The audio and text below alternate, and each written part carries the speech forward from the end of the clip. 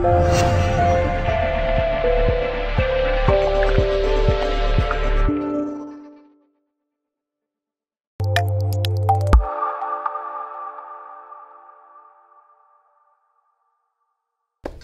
I think, Jim, we should start with, I want to speak about this fans forum that we've had tonight, and we will pick up on that. I think it's been a great evening for the club and for the fans, but let's start, as we always start, looking back at the last game.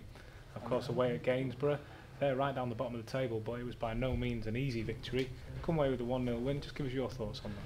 Yeah, I felt that, I mean, it was a job done. It was professional enough to get the win.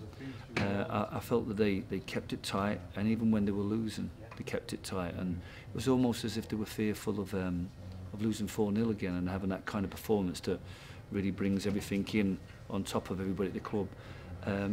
So they'll feel a little bit disappointed and that they've conceded from the penalty, and that was the difference between the two sides. But I think on the measure of the game, we were the only team really trying to win the game. Was it frustrating for you at times to see a team, and we've seen it a few times this season, do things trying to waste time and, you know, sort of taking the time with goal kicks and corners and putting 10 men behind the ball, and you really have to try out different tactics because you've got these waves of attack going forward, but it's hard to break teams down when that's what they're set up to do. How frustrating for you was that from the dugout?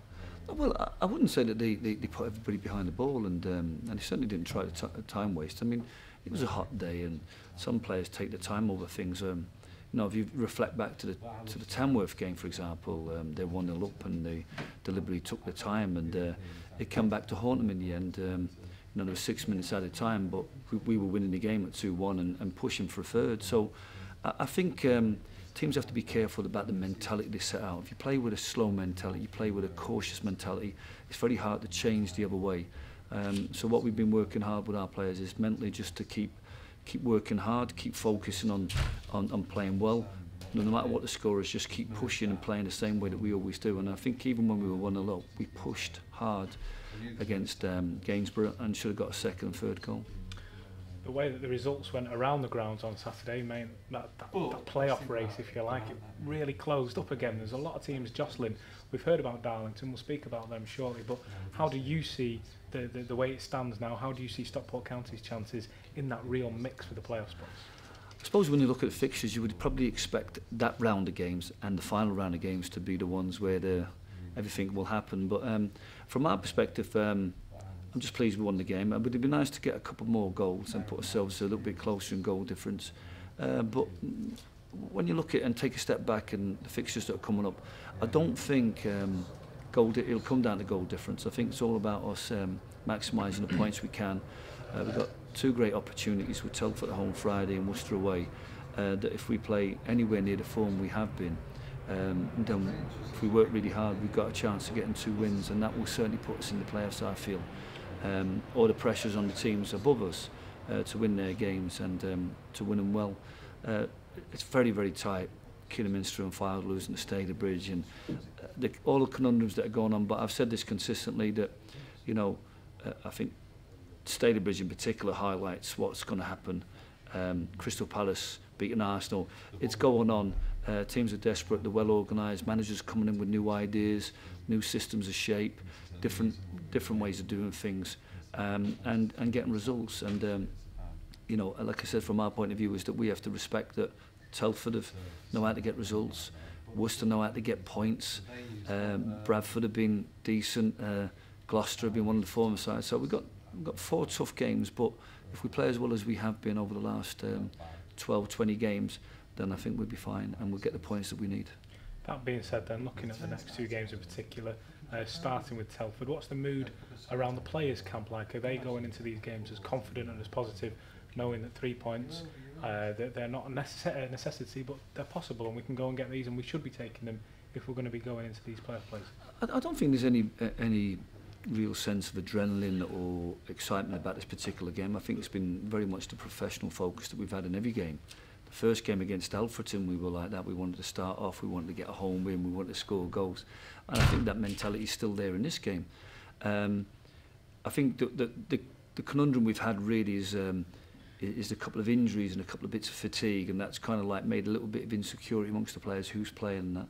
But then we set out well tonight in training, and I think we're in good shape now.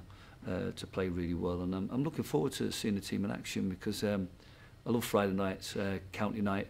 It gives us a great opportunity. We'll know of a couple of results, and there'll be a couple of results to come on Saturday. But from our perspective, you know, I'm really looking forward to us consolidating our 10th win at home. We've spoken a few times this season about the mood around the Stockport County fans, the Fylde game, the FC United game, and others. And I really think Friday is another opportunity to showcase that. Staying on the focus of the players for a moment, it was mentioned at the fans forum tonight, a couple of players struggling with knocks and injuries. We already know about Chris Smalley, and you mentioned Kane Felix has picked up a bit of a knock. Yeah, well, Kane got an injury while training with Peterborough. I think he's gone for a shot and somebody's landed on his planted foot. The x-rays are clear, but he's got badly bruised bones in his feet. Sam's had a persistent groin injury that he's been able to shake off and play with, but he may not be able to shake off in time for tomorrow. So we've got a couple of players that need managing over the next couple of games, and but with us having a fairly solid squad, I think we can manage with those couple of losses and still put out a very good team, a very strong squad. So I'm not overly worried. It'd be nice for those players to be available for Monday, but if we have to miss them for both games, then at least we know we have them, plus the likes of John Marsden and Ryan Ellison all on recall for the final couple of games. So, you know, we're not going to be sweating too much. And like I said before about the game, you know, our fans want to get excited, our players are looking forward to the game. And the message has really been about trying to enjoy this experience, about enjoying the fact that we need to win games rather than it being about chewing the nails and seeing things over the line. We've got to be professional, but I think there's an element of us relishing this pressure, really enjoying the pressure and going winning games that really matter. Moving the focus, usually this time on a Thursday evening we speak and it's after training and you tell us what's been going on in training, but tonight a little bit different. We've had a fans forum here where a lot of county fans have showed up and they've been able to ask you questions, and maybe you hear some things about what's been going on in the stands and what people are asking questions about. What's it like for you to engage with the fans and talk about concerns or ideas moving forward that they might have?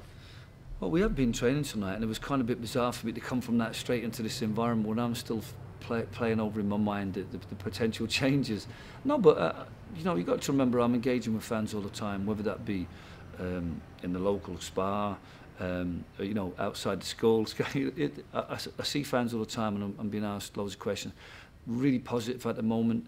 I think people came here tonight wanting to know what I'm thinking, and they've got a couple of issues that they want to ask about, whether it be something tactical, what we do on set plays, you know, what's our best formation, what's our best players for certain positions. So lots of ideas there, and you know, like I said, all I do is, as I always do, is try to explain my philosophies, my principles. I try to get them across, and people hopefully understand them and accept that we're going about our business in the best possible way at the moment, and because of that, we're getting good results and starting to move the club in the right direction. One question that was raised up from the fans as the news was spread today from up in the northeast. Darlington have been told that they won't be able to compete in the playoffs this season should they make those positions. I kind of suspect what your answer might be, given what's been said tonight and speaking to both yourself and the players over the season. But what does that mean for you, knowing that Darlington might now be out of the playoff race? I understand there's going to be an appeal on their behalf, but what does that mean for Stockport County? Is it just a case of carrying on focusing on what we have to do? Very much so. I think our focus is on ourselves and finishing above Darlington anyway, and finishing above Chorley and finishing above Salford and Halifax if we can.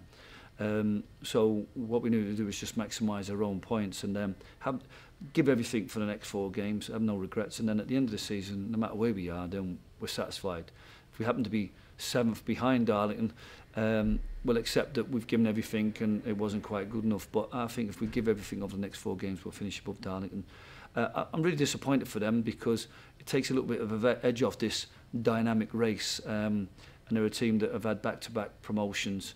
You know, obviously being at Northwich, I've seen that themselves and Salford being neck and neck all the way through the Everstick North and Everstick Prem, and it's just disappointing for them to find themselves in the edge of the playoffs, and this disappointing thing now that they've not got the ground criteria to, you know, and especially if they've been in that ground for a few months now, to find that they're not in that situation to be able to be in the playoffs. But you know, we shouldn't worry about them. I mean, you look back to last year, Nuneaton would be so disappointed. They've had 3 points taken off them and dropped to 6th.